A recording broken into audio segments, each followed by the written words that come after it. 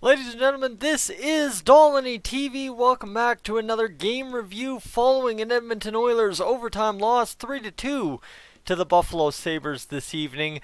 A game in which, well, you know what, there's a couple of lessons you can really learn from this hockey game, and it's about hockey itself. If you're not exactly 100% invested into hockey and you don't know everything, the ins and outs, well, tonight, a good teacher for you about two very simple lessons in the game of hockey. First, hockey is a weird sport. We saw that, we'll get to that. I'll explain why I am saying tonight hockey is a weird sport. Number two, hockey is a simple sport. To quote Wayne Gretzky, you miss 100% of the shots you don't take.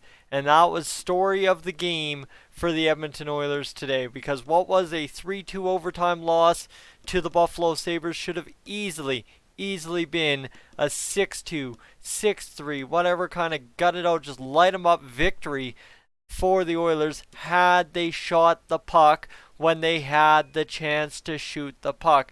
Without a doubt, there's no reason the Oilers should have lost this one other than they just decided not to shoot the puck when they had a chance to shoot the puck. That's the devastating fact, and that's easy enough to correct. Guys, all that is, literally, all that takes for the Oilers to correct is simply having Dave Tippett on the bench every time a line goes on the ice. Shoot the puck. That's all it comes down to. So it's nothing to panic about at all, the fact that the Oilers aren't shooting the puck. It's something that they just have to preach on the bench, and that's at the end of the day, I don't think they're doing a good enough job doing that. Now, you know what? Let's get to it. A 3-2 overtime loss for the Edmonton Oilers. They kept the Buffalo Sabres completely off the board in the second and the third. Buffalo scored too early. Again, Mike Smith started this game. I have no clue why Mike Smith started this game. You've got to ride Mikko Koskinen at some point, and Dave Tippett still seems hesitant to do it. And every single time he's been hesitant to do it, Mike Smith has coughed it up. If you watch the overtime winner for Buffalo, I mean, what's Mike Smith to do? But you gotta compete more than that. Not just lay down and kick your pad at it. I don't agree with that. Maybe that is the best play. I'm not a goalie. I never played goalie. I've never done such a thing. But in my view, there is something better you can do on that puck than just lay down and kick your leg against the post and hope it stays out. That was, at best, a weak effort from Mike Smith in my view of things. Okay. Getting all spitty, I'm getting so excited about this game. Anyway, let's get to it, shall we? The goal scorers for tonight's matchup. Here you go. You know what? Let's just do some math. 3-3-1-2-1. I'm bad at math on my videos at best. That's 10. That equals 10. In a game that featured Connor McDavid, Leon Draisaitl, James Neal, and Jack Eichel. Okay, those are guys that I know all have over 10 goals this season. There was a 10-goal combination of guys who scored tonight. Kyle Okposo in the first period scored his third goal of the season from Marco Scandella. A beautiful tip. You know what? Blame Smith there, not really. Johan Larsson's third of the year, however, yes, that's I don't know what Mike Smith is doing there. That's, you drop a rebound 2 feet in front of you and you stare at it instead of cover it up. I don't get it. You know what? In the fine act of the game, take the beating, go out there, cover that puck.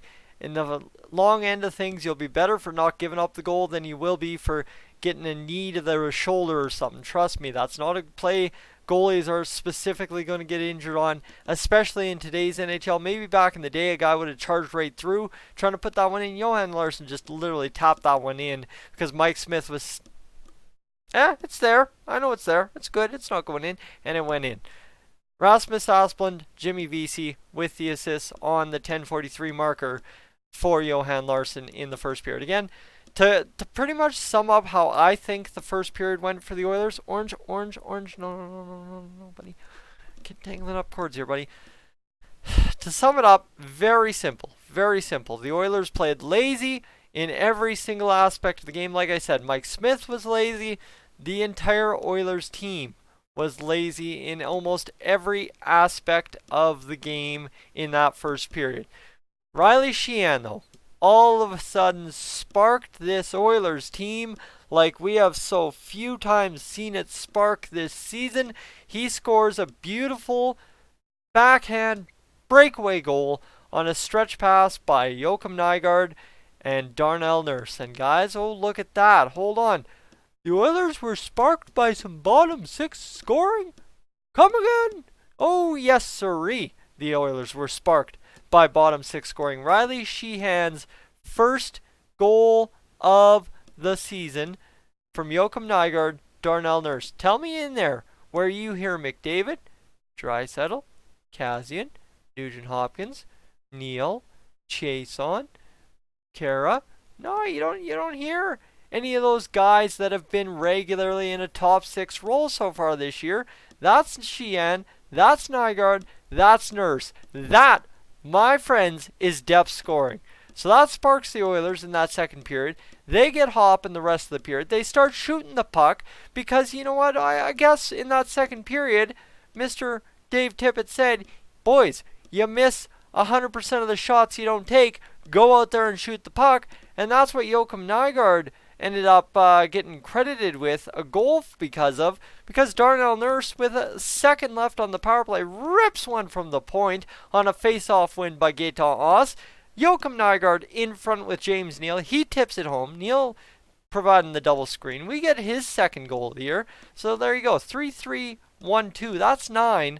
So we'll get to Colin Miller's math in overtime. However, Joachim Nygard goes out there, gets his second goal. The second unit scores a power play goal. Okay, holy crap. Where are we going? What are we doing? What is happening here? This Oilers team suddenly doing some magical things. And the assists, as I said, Darnell Nurse. Yeah, you know what, he's kind of a top echelon offensive producer on our blue line, but that's still not McDavid, Draisaitl, Kassian, Nuge, Neal, Kara, Chason. That's not any of them getting points there. And Gaetan Oss gets an assist as well. Now the problem is, okay, we go 2-2. Third period, we forget how to shoot the puck again. I believe at the end of the second period, we had 22 shots. In an overtime period with 1:13 played, we ended up finishing the third and overtime with only a combined 6 shots. So, excuse me, pardon me if you can't take the lesson from this one. You miss 100% of the shots you don't take. The Oilers overpassing, overcomplicating. Linus Ullmark, he's a good goalie, but not a great goalie. Like, he's been running a good slate of games for the Buffalo Sabres lately, but there's no excuse not to throw everything on net, and that is to the credit of the first line, how dominant they can be in the offensive zone, how powerhouse of a line they are. They refuse to get greasy. They refuse to smack the puck 3 or 4 times in front of the goalie and score a goal that way. They try to overpass, overcomplicate, and just not make the simple, smart play sometimes. And tonight, that's what cost the Oilers. You want to talk about costing the Oilers? Overcomplicating, overpassing, absolutely complicated the game and caused a loss in this one against the Buffalo Sabres. That's all it comes down to. Overcomplication and overpassing. So, Colin Miller, the overtime hero for the Buffalo Sabres. Excuse me, if you're like, Colin Miller, who? Yeah, that's Colin Miller that they traded for from the Vegas Golden Knights, if I've got it correct in my head, with his first goal of the season. He's the defenseman on that pairing with Jack Eichel and Marcus Johansson in overtime. And yeah, minute 13 in which the Oilers missed 2 passes because just trying to make the fancier play, get the perfect break in instead of playing 3-on-3 the way it's meant to be, strategic. And, well, no, you know what? Cost ourselves the game there, and Colin Miller, the beneficiary of, well, again, a lazy play in my mind by Mike Smith to just sprawl out and try to make a save instead of really compete on the puck like we were seeing him do early in the season. Now, obviously, you know what, yeah, 3-2 in overtime. What am I complaining about? That's not too many goals against. Life could be worse, and life is all right. But let's be serious here. The Oilers did outshoot the Buffalo Sabres 28-22. We didn't even tally 30 shots on the Buffalo Sabres. Come on. 17 hits for the Sabres against the Oilers 13. Gaetan Oss had like 4 hits in my view. I know the stats aren't going to reflect that, but in what we consider hits nowadays, yeah, Gaetan Oss was absolutely killing it. One thing I talked about in a video today was our face-off percentage. Well, guys, this is a crazy stat. The Oilers almost went 2 for 3 when you boil it down to the most basic equation in the face-off dot. They went 2 for 3.2 pretty much in the face-off dot tonight. 32 face-offs to 19 face-offs for the Buffalo Sabres. So a good sign right there. You know what? You're going to pick up the game. You're going to take lessons away. Those are some of the things you have to take away. Penalty minutes, each team took 3 penalties. Giveaways, well, oh my goodness. Yeah, see what I'm talking about? I hadn't seen this stat after 3 or 4 periods. But this is the overcomplication, overpassing stat is giveaways. 22 giveaways for the Oilers tonight. What are you doing? What, for crying out loud, are you doing tonight? That's brutal. That's absolutely brutal. And then you've got the takeaways, though, for the Oilers. 12 takeaways. So, you know what? We were being brutal one way, we were doing good the other, and we just couldn't generate it. And that's awful because that top line, guys, just couldn't fight their way out of a paper bag. Yeah, sure, they had some glorious chances. They didn't even make the goalie make a save. They hit the post. They hit the post. And yeah, sure, you know what? That's about as clean as you can beat a goalie is by hitting the post. But still, they hit the post. It doesn't count as a shot on net. Oh my goodness. 15-9 the block shots for the Oilers. So yeah, you know what? We were getting in front of shots and it could have been worse. But we were 1 for 3 on the power play. And I don't know, ladies and gentlemen. I don't know. This one's frustrating. This one's frustrating. Now, if you're going to sit here and panic and throw away the season because of this one, you're mistaken what's going on. But this one, by all means, a very frustrating loss for the Edmonton Oilers tonight. Mike Smith, not as awful as he started the game, but good for 2 periods, chokes it in overtime. And ride Koski.